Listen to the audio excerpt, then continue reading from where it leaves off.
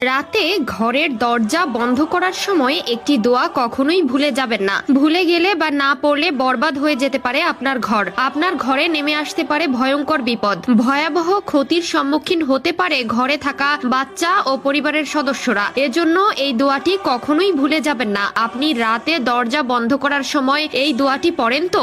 যদি পড়েন তাহলে আলহামদুলিল্লাহ লিখে যাবেন। দোয়াটি না জেনে থাকলে ভিডিওটি শেষ পর্যন্ত দেখে যাবেন এবং ভিডিওটি শেয়ার দিয়ে সকলকে দোয়াটি জানার ও শেখার সুযোগ করে দিবেন।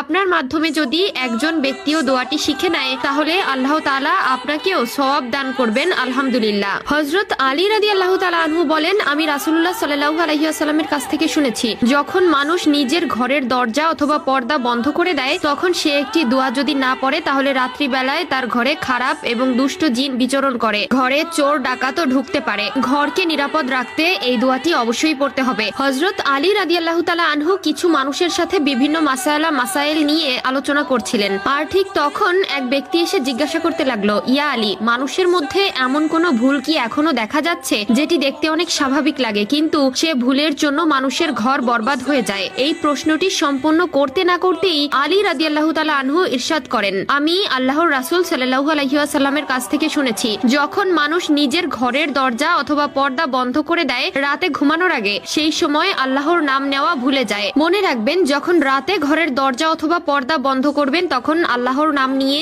অবশ্যই একটি দোয়া পড়বেন, আর সেটা হচ্ছে বিসমিল্লাহি তাওয়াক্কালতু আলাল্লাহ, অথবা বাংলায়ও পড়তে পারেন, ইয়া আল্লাহ, আমার এই ঘরকে শয়তানের দৃষ্টি থেকে আপনার পানাহাতে রেখে দিন, অথবা হে আল্লাহ, আপনার উপরে আমার এই ঘর আমি তাওয়াক্কুল করলাম, আপনি এর হেফাজতকারী হয়ে যান। যে ঘর